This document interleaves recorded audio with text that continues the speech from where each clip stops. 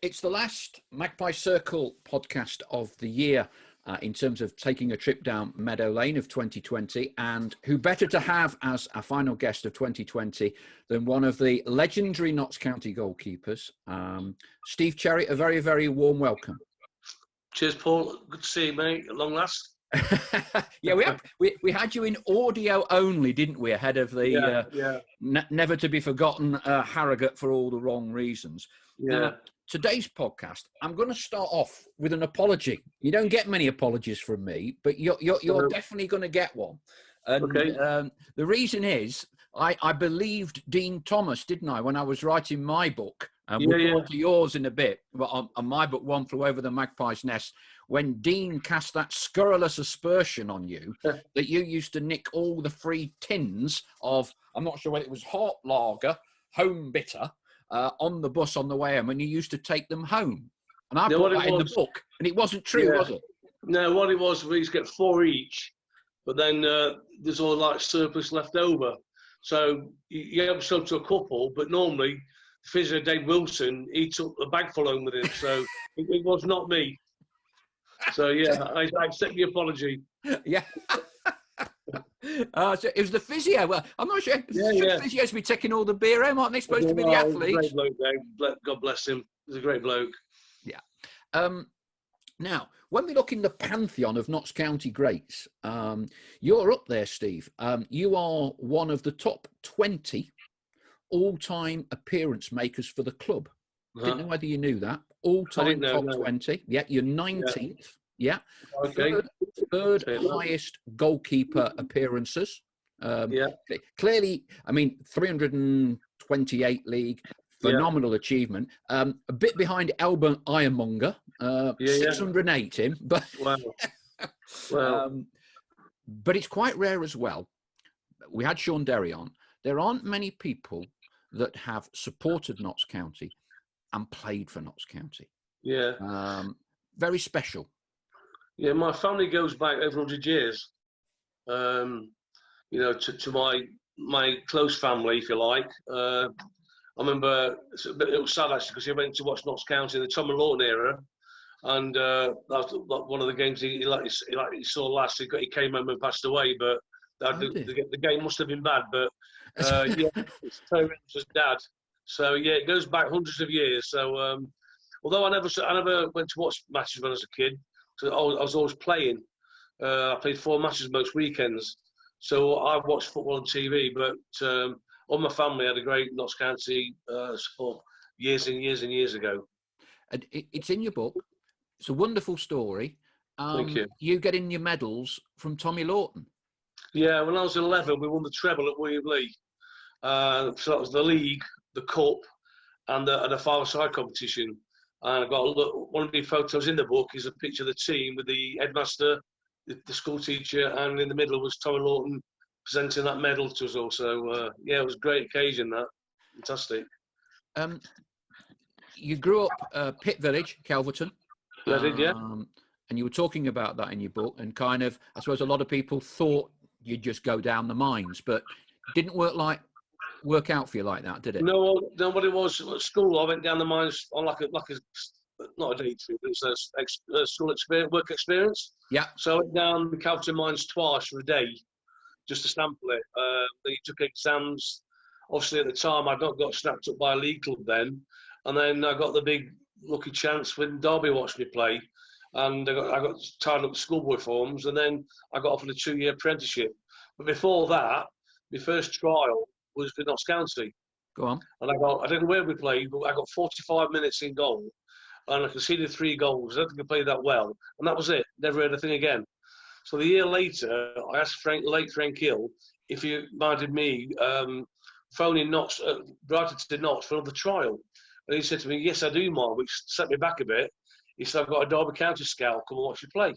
So he watched me play. We got beat 7-1 that day, but obviously he saw something in me. And unlike Notts, I got a week's trial at Derby where you stayed over, and you did everything from, with the youth team, the trialist, and I got taken on. I think it was me and Steve's son got took on. Derby at the time, they would have won the league not They're too league long champions, earlier. yeah, 1975, the league champions, yeah. And what a team, what a squad that was. Yeah. So, did you have to pinch yourself, having gone from considering a career in the mines to you're now joining one of the top football clubs in the country at that point? Don't think I pinched myself because it wasn't. I didn't want to go down the mines. Obviously, that was a backup if I didn't get to be a footballer, or at least get taken on. So, you know, one of my brothers worked down the mine. My dad worked down the mines, electrician, engineer, and it was just an option I had with it being in the local village. So, I didn't really want to go down the mines, but if nothing else came up, then I'd have gone for it. You became a professional footballer, and let's try and focus a little bit on Notts County, because you played in one of the most successful eras that the club has had in recent times, certainly post-war. You were down at Plymouth, correct? Yes. Neil Warnock's taken over at Notts County, and I think I'm right in saying you were Neil's very, very first signing, correct? I was. I actually, the season before, I'd won Player of the Year, and my daughter was only 2 days old when I moved down there. So 18 months later. So we're a little bit homesick. So I asked for a transfer. They granted it, but I had to wait until they got a replacement. So eventually, I got an offer to go to Chesterfield on loan for 3 months with Paul Holt and Chris McManamy. So that went really well. I mean, we're third from bottom of the league, similar to where Notts were, and I think we ended up halfway in 3 months. My last game for Chesterfield was against Notts County at Saltergate, and we beat Notts County 3-0. So obviously Neil saw something in me that he wanted. So that was a Saturday. On the Tuesday night, I got a phone call out of the blue. Can you go down for talks to not Neil at Notts County to the degree of 75,000 feet for you? So I was on cloud cuckoo land. I was in, you know. So I darted down there. I had talks with Neil. I was impressed by him straight away, and but we didn't agree terms. And I got up to leave, and he stopped me at the door and said to me, "I'll phone the chairman up." So he phoned the chairman up. So we'd be close, but we haven't got there yet. So he drove me down to his house. I was there for about 3 hours and agreed terms. It was good, absolutely great night. So that would be a bit of a lifetime's dream come true. Yeah, without a doubt, yeah. Yeah, because I understand, obviously, lots of Notts fans out there. Professional footballer, it's your career, it's your business. And so you look at it as analytically as you can. Yeah. But is it special to sign for a club that you have very strong connections with? Yeah, I mean, I never thought that would happen. Obviously, I got the Derby offer, and then I turned 17 in a bit, and I played for England youth. That was a massive step in my career. And then I turned pro at 18, made my league debut at 19 in the old First Division, and then obviously years later, I've got a few downers. You know, I got left dropped. Well, I got into Derby, then I turned the 3-year contract down. I left to go to. I should have just joined Wolves. I went to Walsall with Alan Buckley through Steve Buckley. Then he bought Mark Prudovic. Then I got the sack. So then I phoned up Plymouth. So I thought, well, they've got an Asian goalkeeper named Jeff, great goalkeeper. And I got a trial down there and got took on. But then being homesick, all of a sudden I'm back at Notts County where it all started. So it was a dream come true for me. And that night it was like winning the lottery. It was you know, first thing I did was phone family up, and they all came round to my house to celebrate. But when I got home, guess who's on my settee? Paul Hart, Chris McManamy. They'd been tipped off that I'd gone for talks with Neil Warnock. Right. So I sat with Paul. I mean, Paul could be, you know, listen to one of these stories of the day about Paul Hart. I could tell you, I think I told you before, when we played, I did this yellow jersey thing. So in the 5-a-side, on that day, if you were the worst player voted for by the players, you had to wear the yellow jersey the following day. Yeah. And I wrote on the back, I had a nightmare yesterday in training. And you have to sign your name down. So I knocked on the door with Chris, and Paul was on the phone. And he looked at us and went, just wait 1 minute. So I waited, and he opened the door, and he went, don't you give me that thing, that shirt. So, oh dear. So I went back to changing room. As I did, he grabbed hold of Chris and he barged him about 10 yards and smashed his head into a door. That's what Paul's at. And that story you told me the night, I thought, God, I've had that experience before. But it was great, you know, it was great. I told him what contract I'd got, and he said, look, then it's my last game, the 3 months was up. And he just said to me, we can't give you that kind of money, so you wish me all the best. And I think it was the day after, the day before, I went to Notts for my first day's training and met the lads. You said Neil instantly impressed you. Did you think from a very early part of arriving at Notts you were onto something special there, or was it just, I'm happy to be here? No, I mean, obviously he brought Charlie Palmer in. I knew Don from Derby.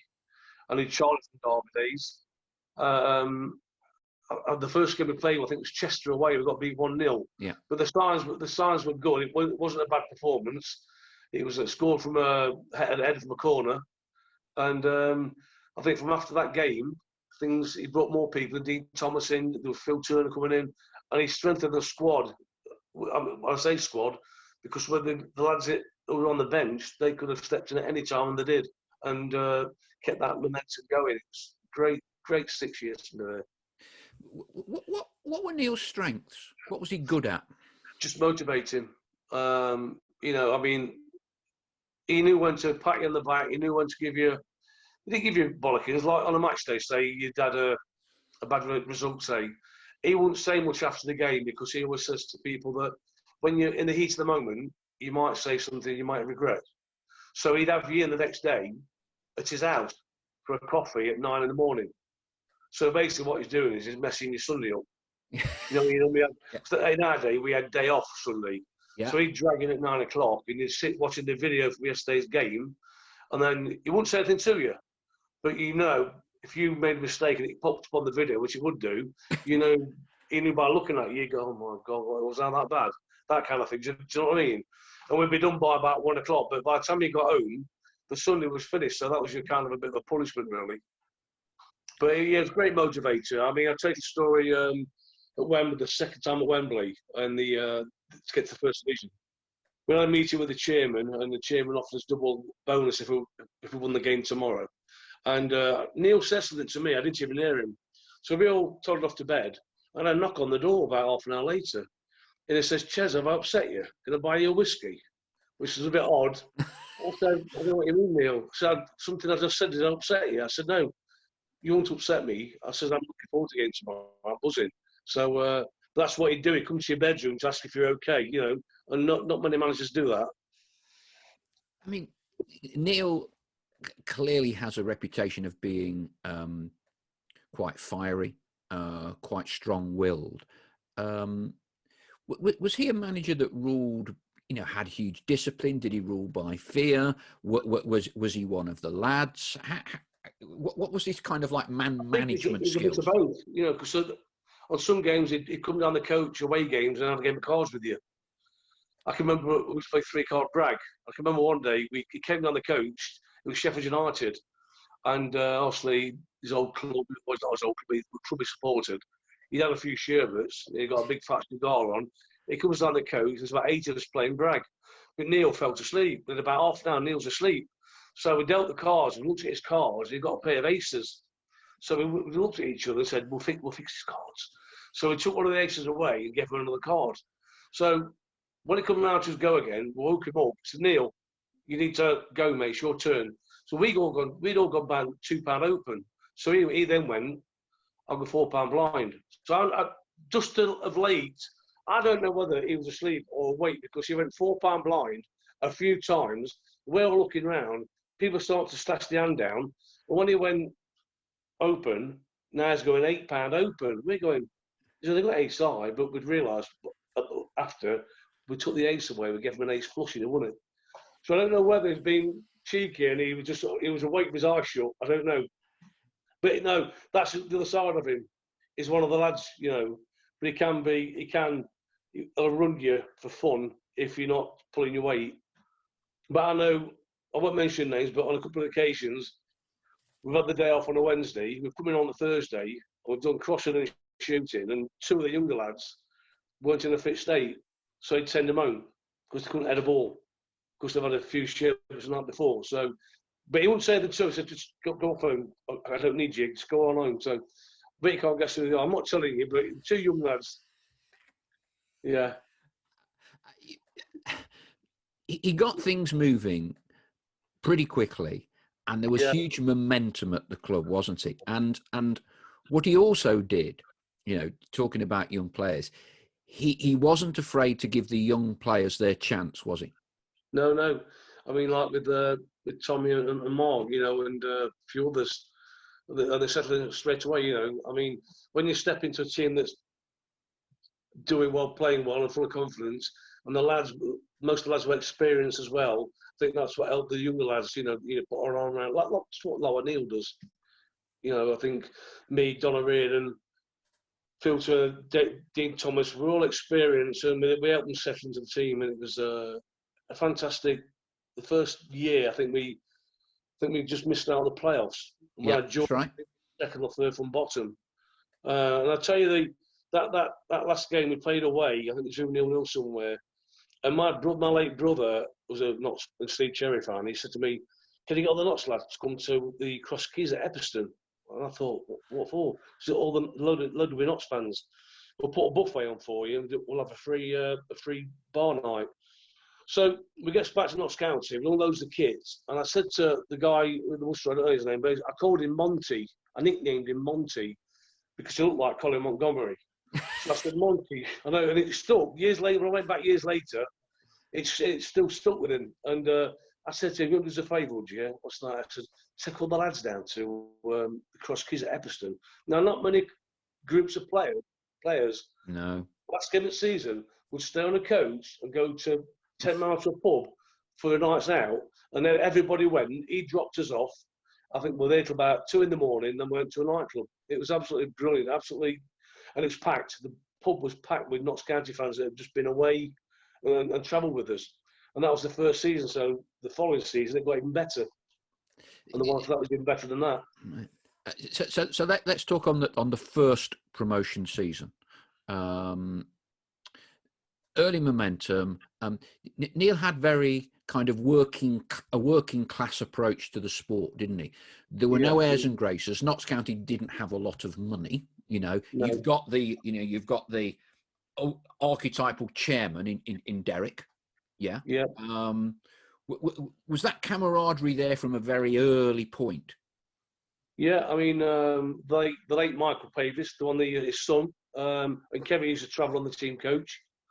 So, we were segregated on the coast, but it was a massive family day out when we went away. Everyone got on. No one was nervous. When you keep winning and winning and winning, it's a knock-on effect. It's like losing away. Becomes a bad habit. But we gained a good habit, got a good habit going, and he just kept on going and going. We had a slight hiccup now and again, but not very often. But then we went into the playoff finals. We never ever thought for 1 minute we were going to lose. And that was a weird sensation. Never even talked about it. It was just everyone did their own jobs and we're going to do it. And we did it twice. So the first set of playoffs, because Neil has basically had legendary status as playoffs at his future clubs. But these were the first time in the league with Notts County. So I think it was Bolton you had, wasn't it, in the first playoff semi-final? They were tight games, weren't they? They were tight games. Both. I mean, luckily we got to play the away game first. Yeah. In both, and the following year was Borough away. Yes. So they drew both games away, and we obviously won at home. But there were like 2, 3, 4 cup finals. 2 were. The 2 prior to that were bigger games than the final ones because it meant you had to get there first to win it, and they could have gone either way because both teams were playing well. But as I say, we were a strong outfit, very strong outfit. So Bolton, it was a draw at their place. I think it was still Vernon Park, wasn't it? Yeah. And then you won. It would have been a midweek, a Tuesday or a Wednesday. Now, I think if memory serves, I'm not sure it would have been Drapes or somebody we've had on, said that basically there was a massive party afterwards in the boardroom that went on to whenever. Go on. It was a late night, and the second one. I think once we had that taste of it, you wanted it again. And the second one against Borough at home was even tighter.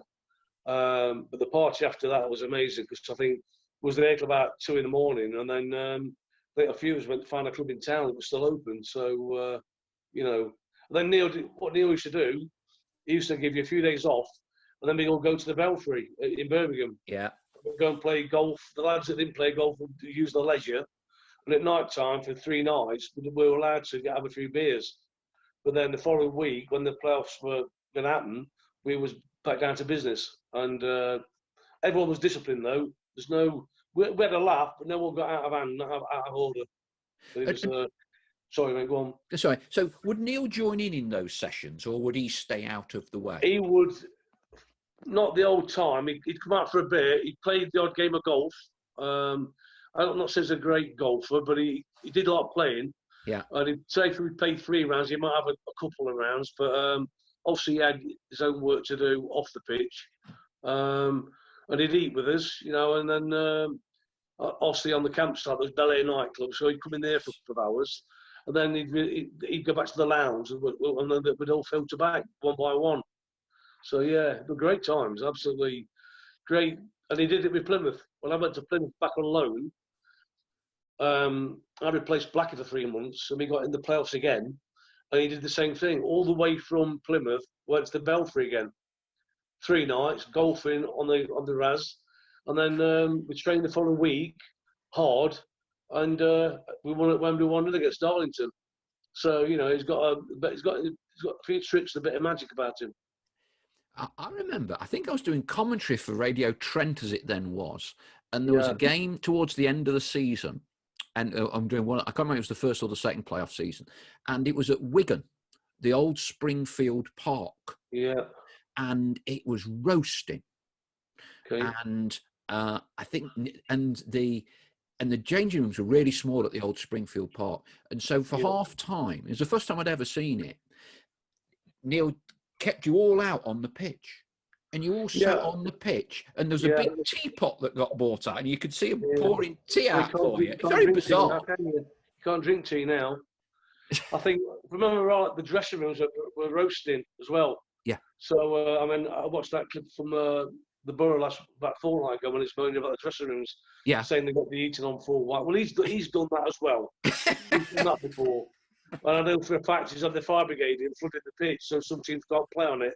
So they've all got their own tricks. But yeah, we've done that a few times though, stayed out on the pitch. Even if it's gone bad as a rollicking, you can't go to the toilet, you're staying out here. But we've done that a few times with us, yeah. So let's set the scene for you've beaten Bolton over 2 legs. Yeah. And so for a large proportion of those players, you are going to the Twin Towers for the first time, the old Twin Towers.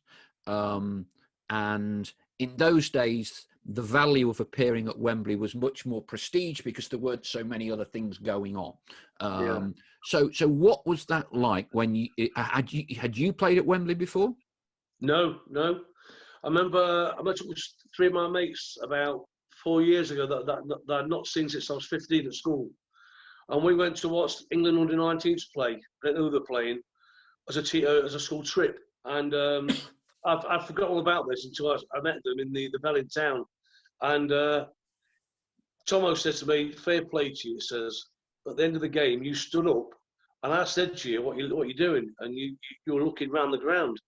And he said to me, what are you doing? I said, one day I'm going to play here. So to get there is like, you know, you dream like you want to be a footballer, and you get there, you want to make 100 appearances, then you get past that, then you want to make 500. So I've reached some of my own goals. But yeah, going to the Towers was amazing. I'll never forget the coach. Because you've seen it when you see like the World Cup play there or Championship finals we played it. The coach goes into the ground, 2 massive double wooden doors. Yeah. Both coaches going long ways, and then what the change rooms here, right? That's the doors lock. Then when later on when you walk out down the tunnel, what an amazing feeling! It's frightening, but at the same time, it's so exciting. I mean, I think we had 65,000 at the Plymouth Darlington game. So you can imagine the atmosphere. Biggest gates I've played, behind, and the Twin Towers are fantastic. It was. Wasn't this one of Neil's masterstrokes where he'd taken Tranmere played at Wembley the week before in something like the Leyland Daff, didn't they? And didn't Neil take you all down and sit you in the Tranmere end or the away end or something or other? I think two things you wanted is to soak up the, let's say, atmosphere. It's not the crowd; it's the actual surroundings. And the second one, also, you wanted to see how Tranmere played. I can't remember if we stayed over or not, but it was a good day out, actually. And he did the same thing when our reserves played Liverpool. He took the first team up with the reserves. We watched reserves play, but he took us to show us the Anfield Trophy Room. I don't know if you've ever seen it. It's absolutely amazing. Yeah. What a museum that is. Not just the cups, but the pictures of old players, So, again, that's Neil Law for you. It's a day out, but it's... It did the trick. Do you know what I mean? It did the trick for us. And against Tranmere, he kind of steamrolled them, really, wasn't it? I mean, it wasn't easy, but I think even as fans, we all felt Notts were going to win. Yeah, well, if you watch the videos, I don't watch them very often, or sometimes watch them with my grandkids, but if you watch both the games, we looked like that in both the games. We looked strong for the kickoff. Yeah, there are a couple of moments, but I said to you earlier, we went there so positive. And as I say, our squad was that big and good that we would have never got beat if we didn't play today. It's interesting, because the last time we spoke was before Harrogate. And you would kind of think, looking at what Notts had available, Notts should have been fairly strong favourites against Harrogate. It's dangerous because, to be fair, Harrogate did a number on us. But like when Neil had your teams there, kind of really, it kind of went perfectly, didn't it? Couldn't have gone any better. You got in front early. You controlled the game for large parts. There was no hanging on in the last 5 minutes of any of the matches, were there? I think there's just on that visit to the player final. I think there was too many people that didn't turn up. We hear rumours about the team wasn't great together. Whether that's true or not, I don't know. But from the mistakes that were made, it wasn't very good. But looking at our games, whether you're passing the ball, whether you're crossing the ball, whether you're making an easy catch, distribution, it was all bang on. It was really, So when you were being set up for that Tranmere game, and when you were being set up by Neil for the Brighton game, does he go out and give you lots of specific instructions? Is it just do what you do well? I mean, how many sort of specific ground rules were issued ahead of those two games? Well, I think when you've had the full season, been telling you what to do. Like after you score a goal, you want somebody to go down as though you're injured and just kill time a bit. Yeah. You can see him going like that, go down. He does this thing where somebody runs to the ball and he wants to go over the ball. You should shout Fred. He didn't shout leave it. He shouted Fred. Yeah. So I don't think come to the final. He didn't have to say much. I think we're all buzzing that much. I think what he'd say, he said it all. I think it's arm round you, giving you a pat and say, "Come on, Ches, we can do it." Or to any player, he'd have his 5-10 seconds with you. But they're non-big team talks. It was just a great season, a continuation of what we had throughout the season, really. I think we've talked about team spirit.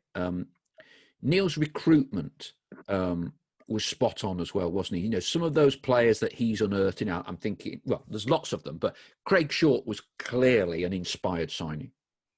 One of the best centre-halves, probably the best I've played behind. I think Charlie Palmer was good. I was lucky when I made my league debut, I had McFarland and Colin Todd. That wasn't for long, but you got to compare Craig with the best centre-half I've played with. And when I was goalkeeping coach at Notts, then I left. When Craig got the manager's job, I went to watch the friendly game, pre-season game, I think playing Sheffield United.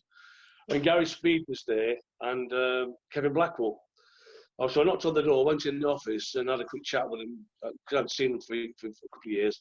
And Craig pulled me out of the office, and he said to me, "What are you doing now?" I said, "Nothing." I said, "I've got a full-time job at Imperial."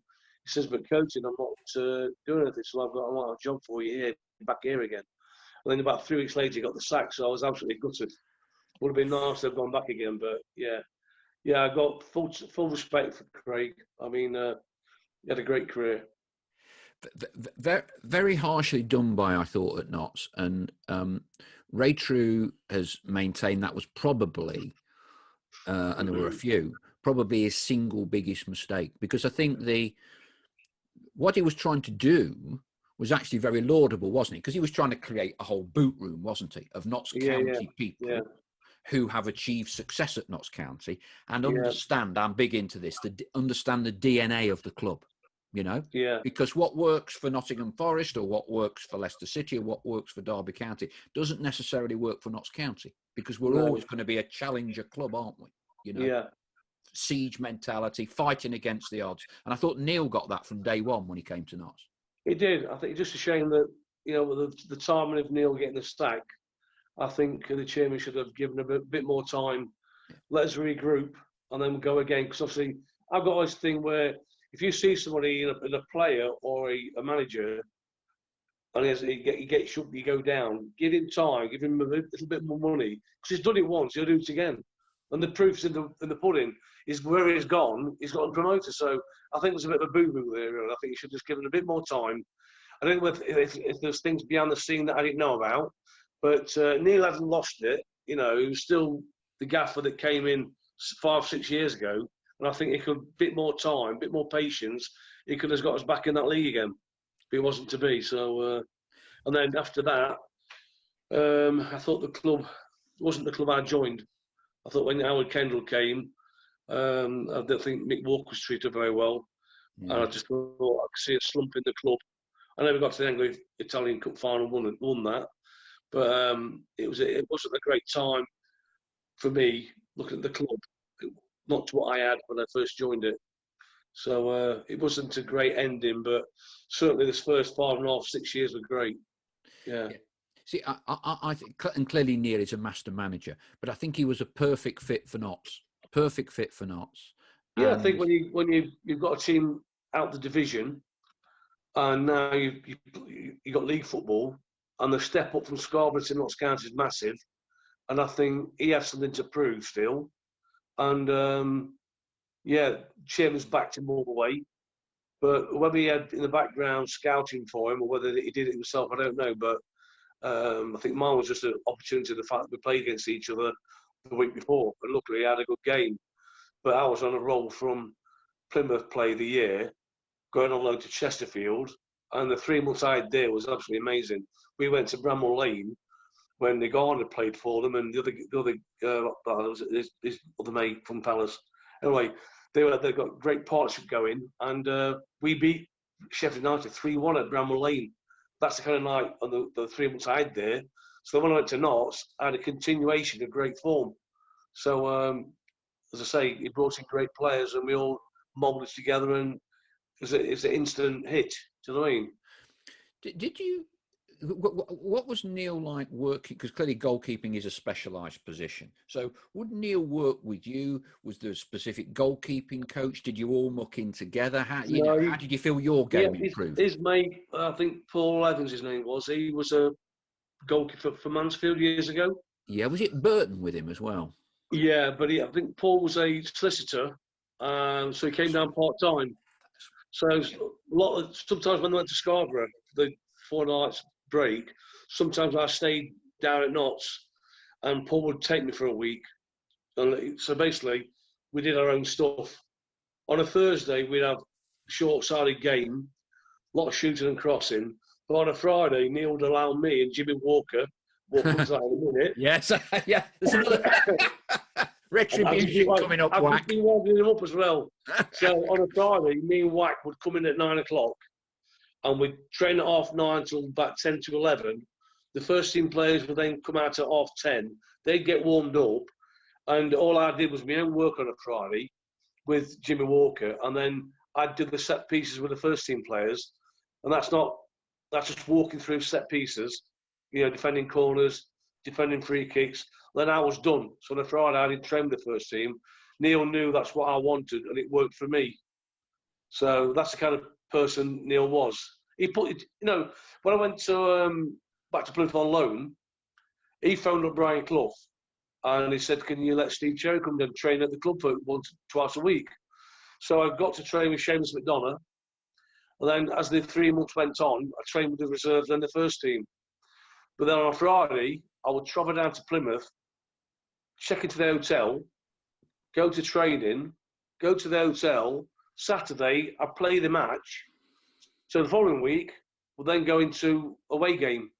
And Neil would just turn to me and say, "Ches, I'll see you at the hotel at Cambridge at 4 o'clock. We're training at 4:30.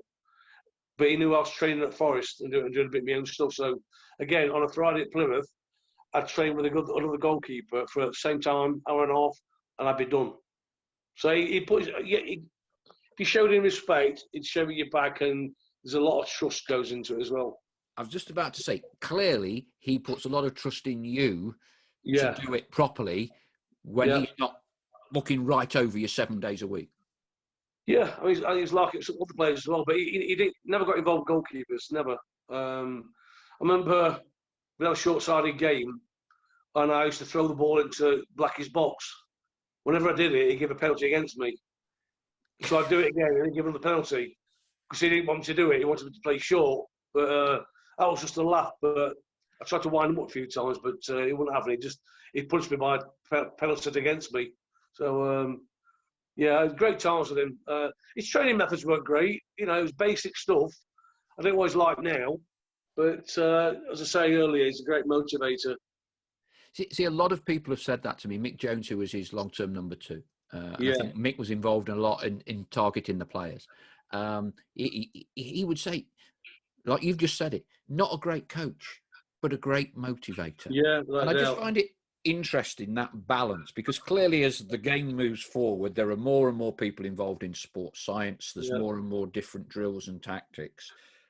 But very rarely do you get success without a great team spirit, camaraderie, people prepared to run through brick walls for each other. Well, I knew Mick at Derby. He was assistant to McFarland. Mick Jones, yeah? Yeah, so when Mick came to Notts County, then I went to Plymouth with him, and he hadn't changed a bit, Mick. Mick was a great motivator, but he always took a back seat. It was always in the background. And then Neil would bring him into the conversation. Do you know what I mean? So Neil would be doing his spiel, and sometimes Mick would be sat next to you, have a little quiet chat with you about certain aspects of the game. So them two together, like Law and Hardy, they really got on well together. I think they ate and drank and slept together. Great combination. And that's why when Neil had the chance to go to Chelsea, when we got promoted, I mean, not that I wanted to leave Notts, but it would have been great, because Chelsea was my schoolboy team. As a kid, when I was 10, when they won their FA Cup, I was Chelsea man. I can tell you all the team players, even now. So when Neil had the chance to go, Mick wouldn't go to London. So that's why Neil didn't go. So that's just shows you the respect they got for each other. Because Neil could have gone and took, say, Blackie with him, but he wasn't going without Mick. He didn't want to bring that partnership up. And so had Neil kind of intimated to you that he might be taking you to Chelsea as well at that point? No, I just hoped. Yeah. I mean, not many people know that when he went to Huddersfield, Neil called me and he offered me a 3-year contract. So he phoned Derek up and he offered 100 grand for me. Right. But Derek wants 150 because Derek owed me a bit of money in my contract. And Neil phoned me back up and said, "Ches, I've only got 100 grand, so it's not going to happen because Derek's sticking out 150 grand. But the following year, I was on a free transfer. So I think Derek was just trying to be a bit stubborn for me because he couldn't recouped his money back and all said to me, I'll give you one payment, but you lose one. I'd probably gone because I weren't in the team at the time. So obviously Neil bought Steve Francis from Chelsea for 100 grand, and then he got promoted again. So, so he would have took him to Huddersfield without a doubt. So he phoned me, he offered me a 3-year deal. So one promotion against Tranmere. Yeah. Following season, not too many people gave you much of a chance of pulling too many trees up. It was to end in promotion at Brighton. Yeah. What was the mood like among the players? So Tommy Johnson, Mark Draper, Dean Yates, all young kids, all kind of now permanent fixtures.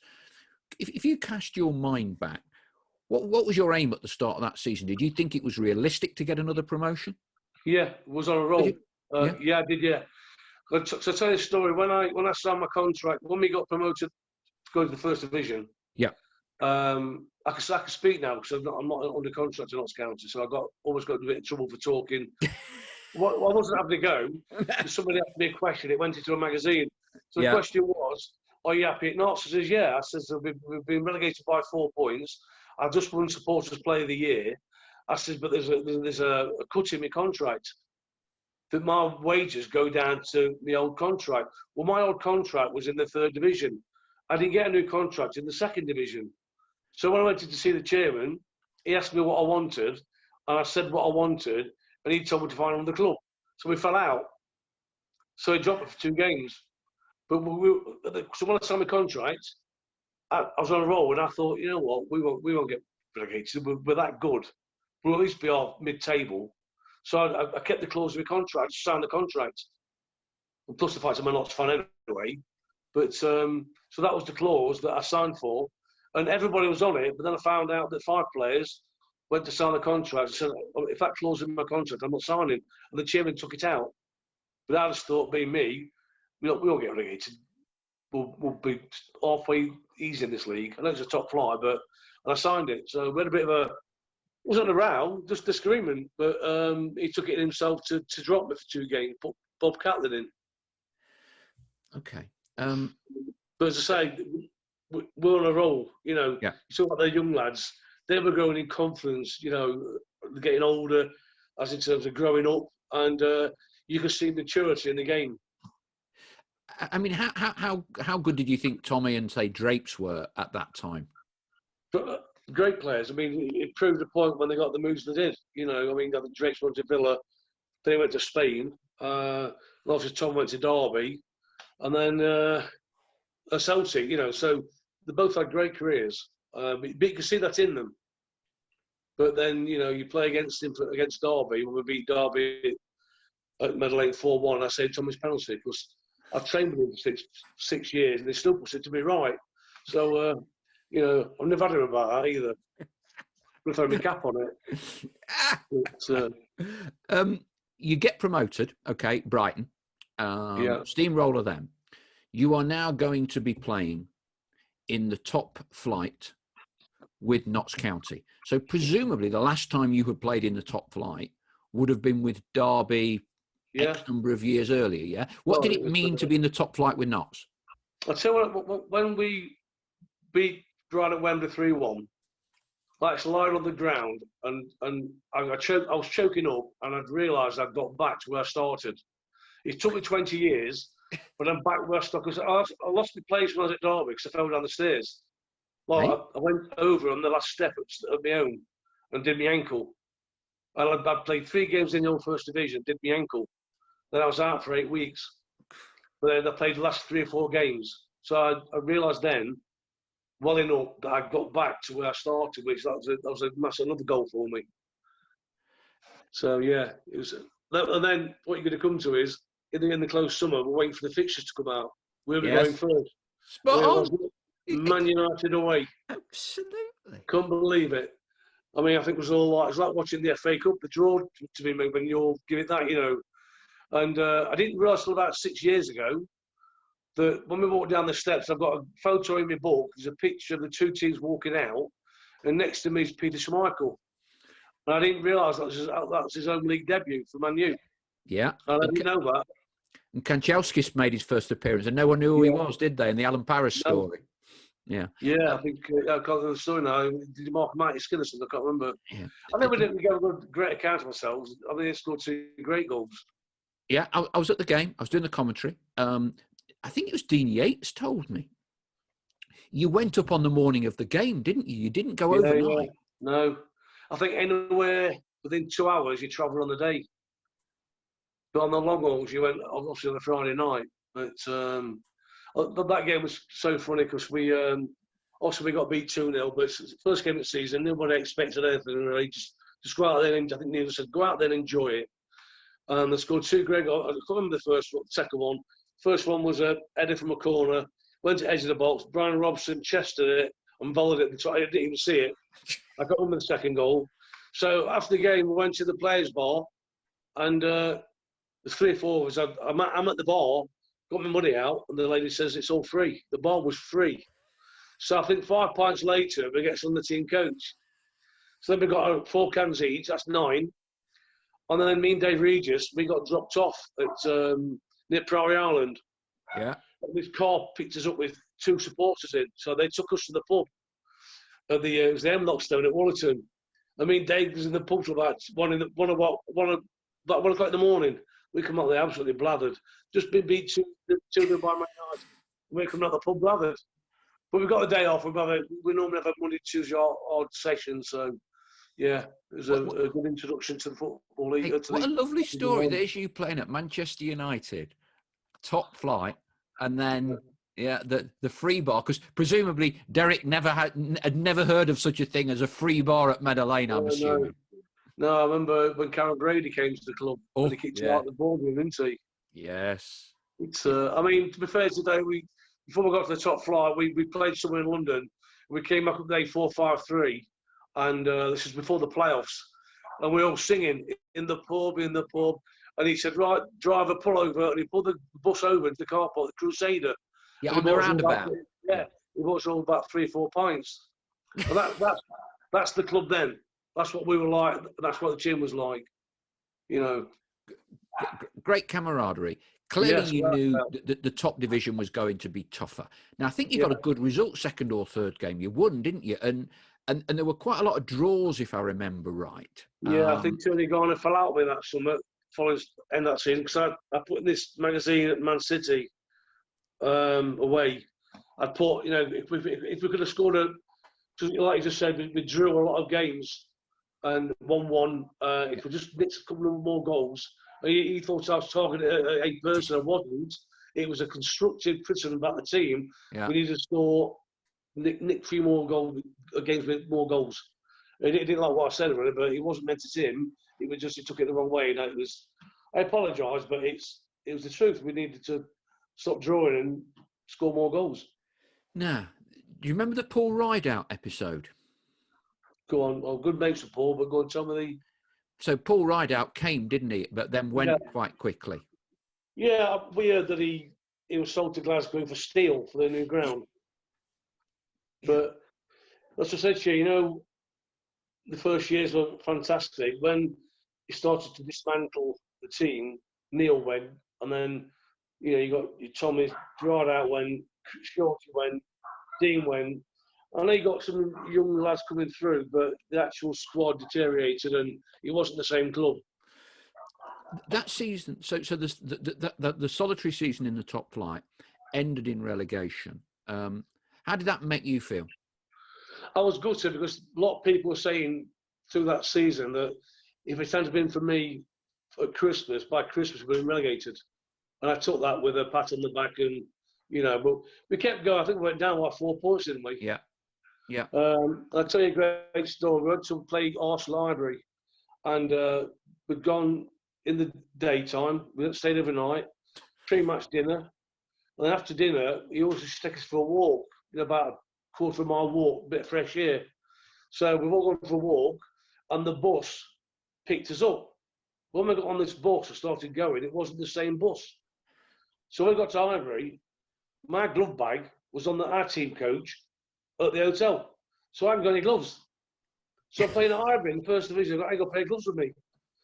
Fortunately, this shows how a nice bloke he is. I knew David Seaman. When I was at Derby, he was in Birmingham's youth team. So I went to see Dave. I said, Dave, does a favour, mate. I said, I've got no gloves with me. They've left him on the team coach at the hotel. And fair play to him. If it didn't me as a joke, I'd give some right tatty pair of gloves. But he gave me a spanky new pair of Adidas gloves. And had a great game. First half, he walked off with me, and he said to me, turned to me, said, I don't suppose I'll get them goals back, am I? I said, Dave, you won't get them back anyway, mate. And I came out second half, and I ran down to their end, and all the stands clapping me. And I thought, what do you do now? Just ignore it? Or, which obviously got a camera on me like this now, which then days didn't have them. I just took a shot of it because the reception I got was amazing. So I clapped them back thinking they were going to go, you're, as they do. And they just kept on clapping. What a great return to their bottom end. It was fantastic reception I got. Memories that never desert me. Relegation, and we've touched on this, but just want to pick it up a bit more. So Neil was sacked. Well, I think he was sacked a few games into the next season, wasn't he? Yeah, I remember. He played Sunderland in October in the Sunderland. FA Cup. You've got it. We got knocked out of the FA Cup by Sunderland. It was on like a Tuesday night. Yeah. And I remember because I was in the crowd. And I was at Leicester there, and any midweek games I could always get back to as long as they didn't clash with Leicester games.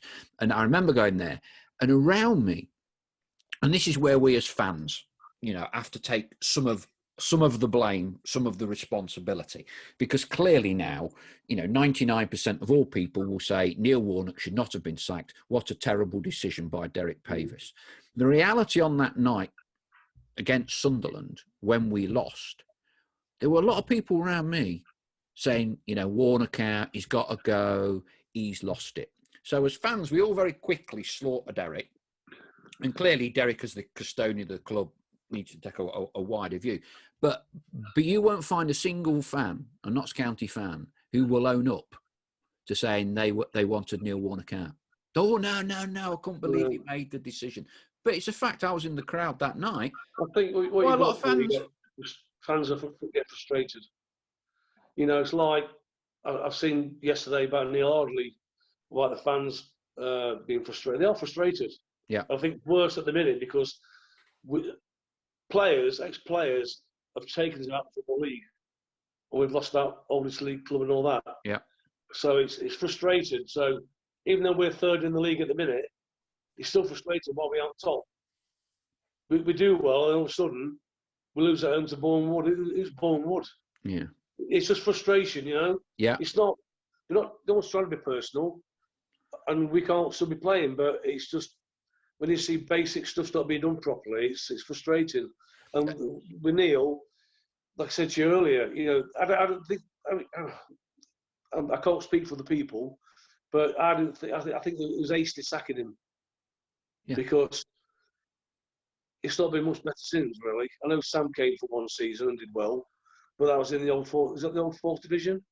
Yes, it was. He won the top championship. That's right, in that division. Yes, correct. Last time he went to the first division. I'm not knocking the achievement. It's awesome, but I just think a bit more patience needed from the chairman and fans. But maybe the fans pressured the chairman to sack Neil. I don't know.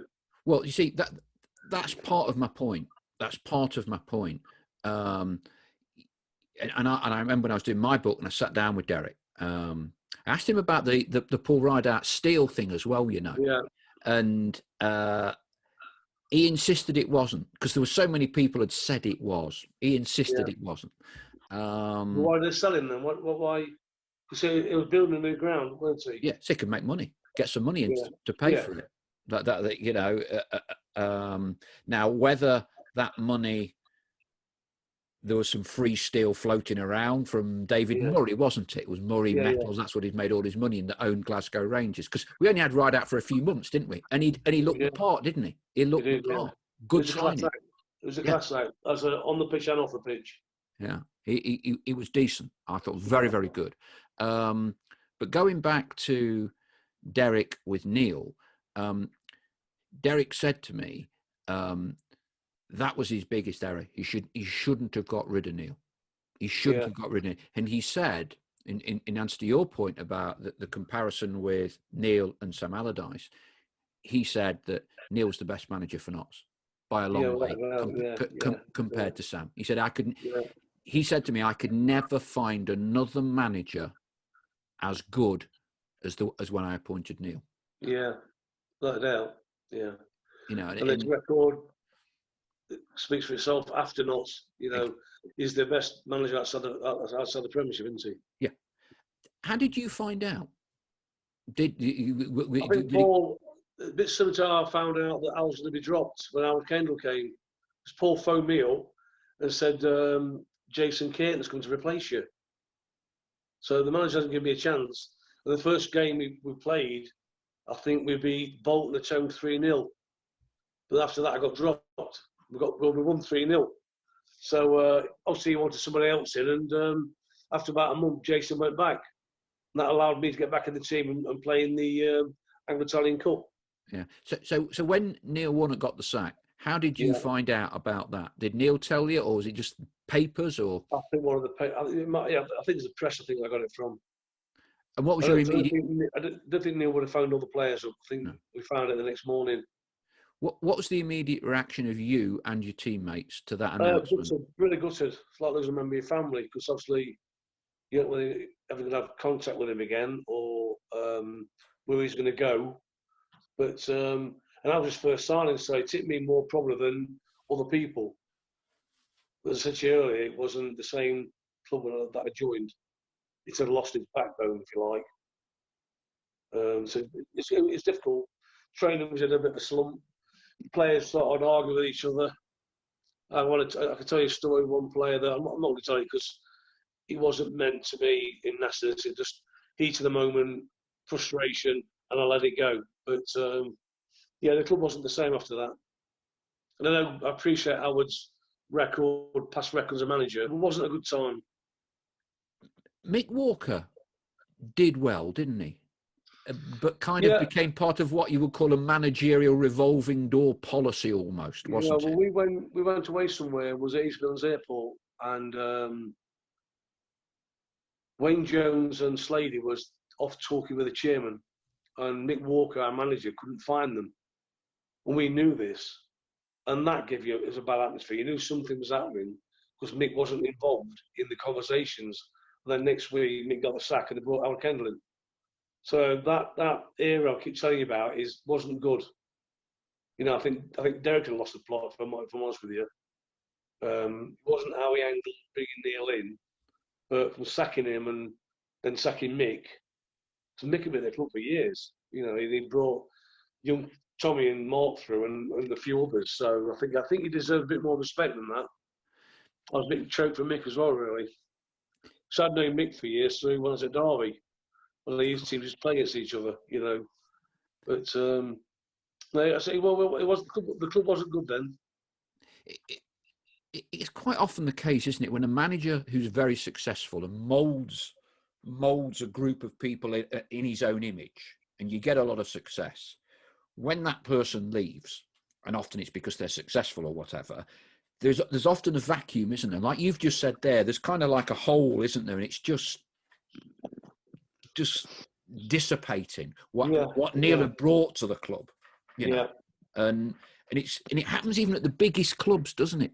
The absolute biggest clubs. Yeah. It's like today, Billick got sacked. Now, you know, Allardyce might be going there, and everybody on Facebook is saying that Billick's deserved a bit more time. It's like what I said about Neil.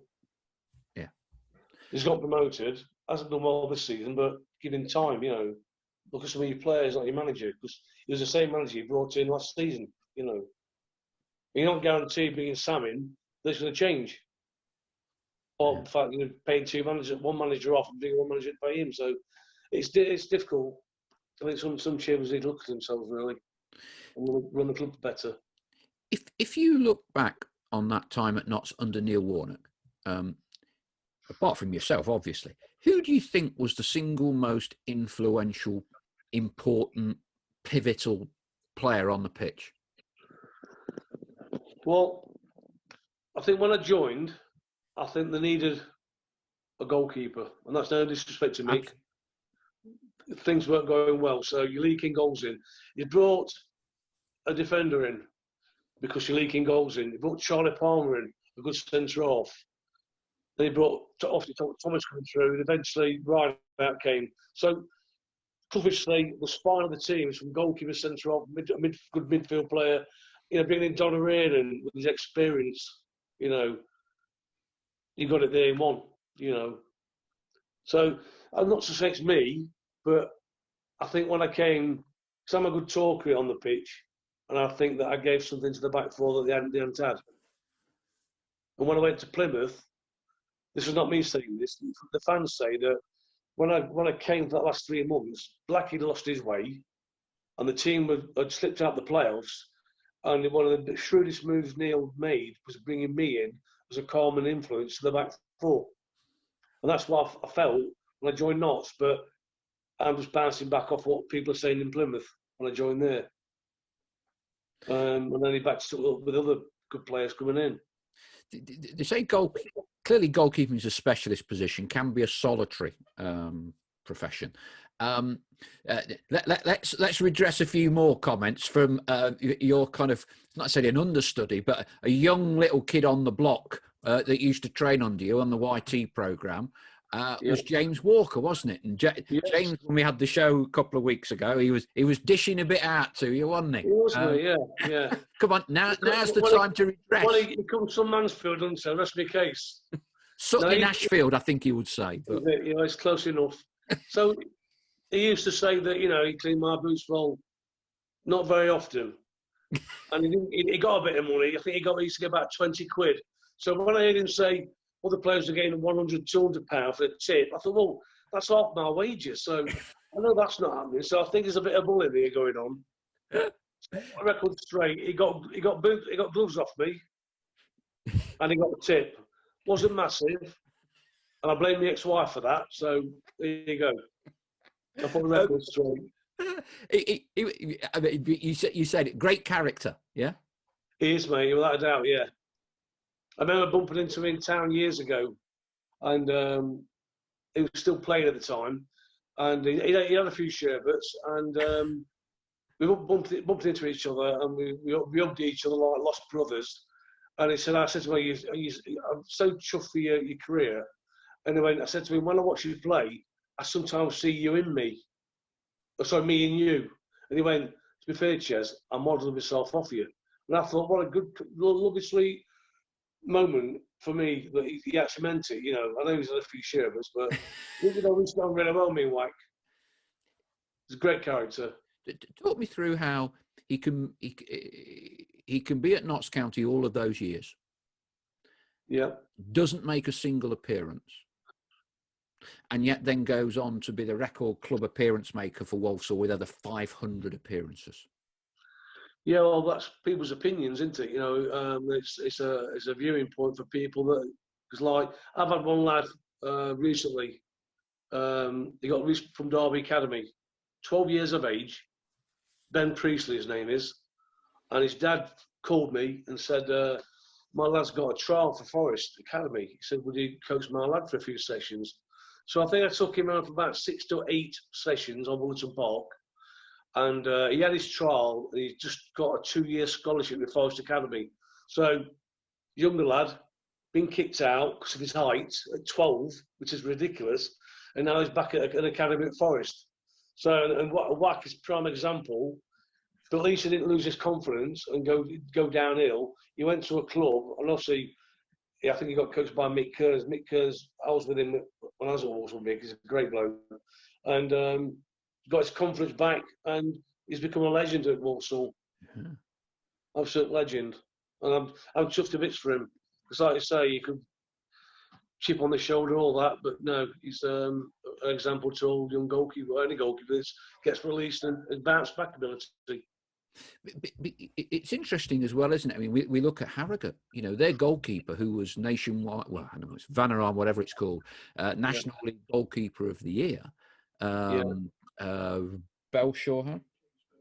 Yeah, James Belshaw. Yeah. His dad's the Notts County season ticket holder, and his son was at Notts from the age of something like about 9 to about 16. Never gets a sniff. No. And at Harrogate, one of kind of their prime players. Yes, another great story for him. Obviously, he's come back, got a point to prove, and he's made sort of red-faced at Notts. It's a fair play to him. So to bounce back and prove people wrong that you're good enough to play football, it's a strange one, but it's a great story, isn't it? It is, and I guess it's what you say. It's all about opinions. So you're still doing the goalkeeping coaching, aren't you? Yes, I coach kids at Calverton United with Mark Ritchie, and next end of this season to be next year, me and my son John are going to start up at a goalkeeping school. So keep your ears open, eyes open for that one.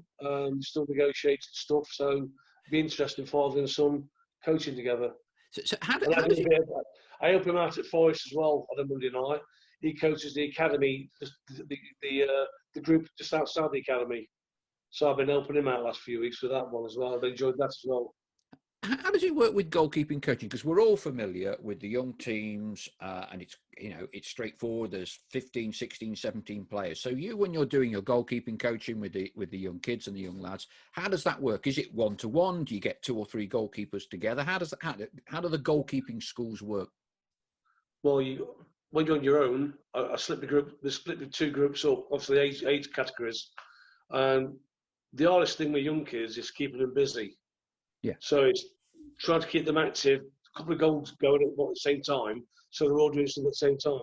When you get a queue coming through one by one, the back tend to talk too much. So you have to keep them all involved and do not shooting sessions, but say get one in a circle and they're all striking balls at him and just keeping them busy.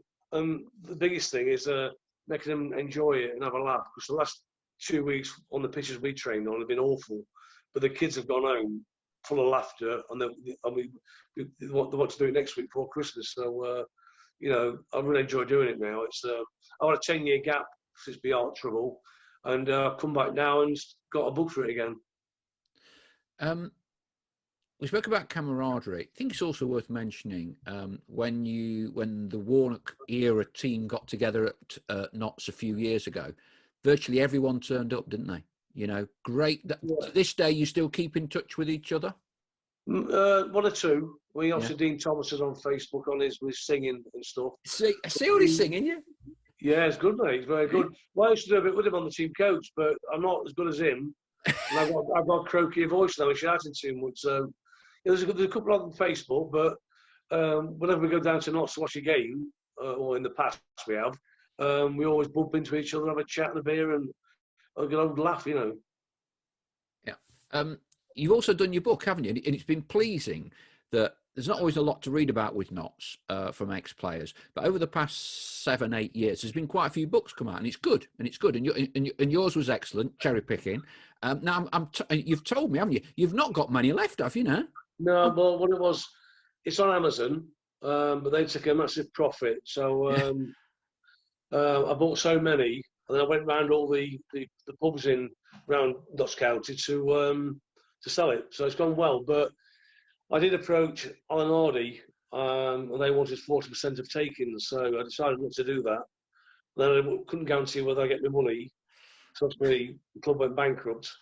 So in one way it's been difficult, because obviously not a lot of people have known about my book, but I've gone to all my old clubs that I played for, and believe it or not, the best one I've had was Chesterfield.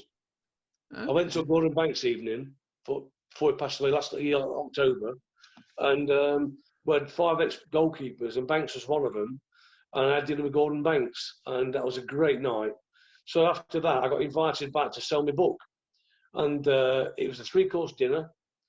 It was 150 people, and I did a spiel. They did a video of me. An actual video they showed was the Notts County Man City game. Of course, I wanted to show them. Mention that. We should mention that. So, all-time memorable games for you at Notts? Man City on the Wembley appearances, without a doubt. The one sticks in my mind was when we played Southend to get to Wembley, Anglo-Italian. Yes. Penalties. Yes. I just told the young keepers at the academy I'd go to and keep with what I used to do, and that was just to put one foot on the middle of the goal and make one side a bit bigger. So that Anglo-Italian, I've ran into my goal mouth, and someone says to me, "Why did you run in?" I says, "Well, I'm not telling you, but I'll tell it now." So he's walking down from the halfway line, looking at me, and I've left a bigger gap to my right. He's put the ball down, and I've closed the gap up, and he's put it to my right, and I pulled off a worldie. An absolute worldie, the first one. Second one, I've left a gap on the left, he scored, but I went the right way, nearly got it. But the last one, to get to Wembley, they had to score. And I showed him a gap to my left, closed it back when he put the ball on the spot. I went to my left, and he put it over the bar, top left-hand corner. And then there's a picture in my book of me running up the pitch and me and Dev jumping up each other. And that's from that night. So that sticks in my mind, because obviously that gets you back to Wembley again. Yeah. So, yeah, there's many, Paul, but, you know, I've loved the FA Cup. You know, I've had 3 or 4 great, 3 quarter-finals. And they've all been great. I've loved every minute of it. From a technical perspective, what is there a particular save? You know, we talk to outfield players about goals, don't we? As a goalkeeper, is there a particular save that gave you a huge amount of pleasure? And you thought to yourself, you know, I've done well there. You know, during your time at Notts. I think there's a couple of ways. You know, like you get 1v1s, especially the Man City game, just after the start, the second half. I think I had 2 or 3 1v1s, saved them all. Then there's also the ones that you have to get, you know, tick a knock for the team, and that is getting in there where it hurts. Where goalkeepers nowadays seem to go with the feet now, not the heads. Yeah. In my day, we go in with the heads, and if you get hurt, you get hurt. So there's all kinds of saves. Some are more important than others. Some are easier. Sometimes you make it look good. You know, one for the camera, but they all matter. And I think towards the middle of my career, I got great on crosses. I can remember Trevor Senior at Reading. All they did was put the ball on his head. Yeah, about 6'4", and I took every ball off his head. The same with Devon White when we played Bristol Rovers away. I was cheated a bit. I think whipping wide free kicks in, and I was just taking off Devon's head like taking the ice cream off a cone. You know, it was that yeah, catching the crosses as just as rewarding as making the save, really. As a goalkeeper, you were a strong lad. Were there any opponents or centre forwards you thought to yourself, I know I'm going to get clattered today? You know, the worst one was Billy Whitehurst, who was playing for Hull. Oh, he was hard, wasn't he? My word! If I could get a video of that game, we drew 0-0. And in the people, I've got 3 10 out of 10s in my life, and that was one of them against Hull away. And he battered me black and blue. And do you know what? If today's football, he'd have been sent off with the first tackle. And I don't even think he got booked. But I got battered that day, big time. So he's the hardest. I've had some players that have been, they aren't hard, just a bit stupid. Think they're tough, but they're not. They do things off the ball and all that kind of stuff, you know. But let's talk about that. Yeah, Billy White is the toughest I played against. That's a long time ago now, but yeah. That's a great show. Never been a player I'm worried about. There's been a couple of grounds that I've played at where, you know, one was Scunthorpe, and I played well there. And Birmingham, and never performed well there. I don't know why. Then I go to the City ground, and I love the atmosphere there. The pitch used to be like Wembley, and I always performed well there. So yeah, certain places, but players never bother me, you know. See, I was quite confident, not cocky. I was a confident lad, so I could look after myself on the pitch. We're actually hoping, and it should be quite a feather in our cap if we can pull it off, and we're quite close to getting another legendary Notts County goalkeeper to come on here that fans haven't heard from a long while, and you would remember him, I'm sure, Radi Avramovic. Oh yes, Radi, yeah. I think I'd be at Derby when he was at Notts. That's it. Yeah, I know he hasn't been too well, has he, of late? No, he has had quite a serious illness, but he's recovered from that. Because he's been doing a lot of coaching and managing out in Kuwait, Singapore, Burma. So he's kind of been on that circuit for quite a while. Yeah. But he like yourself, you know, you were an absolutely integral part of the Warnock era, and as you quite rightly say, without you, Notts would not have achieved what they did in those promotions. And I think Raddy was equally vital to when Jimmy and Howard Wilkinson got Notts into the top flight and kept them there for a couple of years. I can't remember much about him, but I know, go by reports from people and papers, that he was top class. So he's got my full respect. Yeah, he was ahead of his time because he was one of those very first generation of continental goalkeepers to come into England. And most of them were Yugoslavs. Because there was Peter Barotta at Chelsea, remember? Yeah. There was a few of them, and he was kind of and he was very good at kicking, good with his feet like you. Before some goalkeepers were still struggling with the kicking, he was very good at that. I mean, of the current crop, Premier League, who do you like the most, goalkeepers wise? Well, I thought about this earlier. I think at the minute there's a bit of a slump with goalkeepers at the minute, because I think this back pass rule and the passing out from the back, which drives me nuts, by the way. But I think at the minute, I think Schmeichel's doing well. I think also the Liverpool goalkeepers are, up and down, and no one sticks in my mind at the minute. It's that's how poor it is, I think. But Kasper's doing well.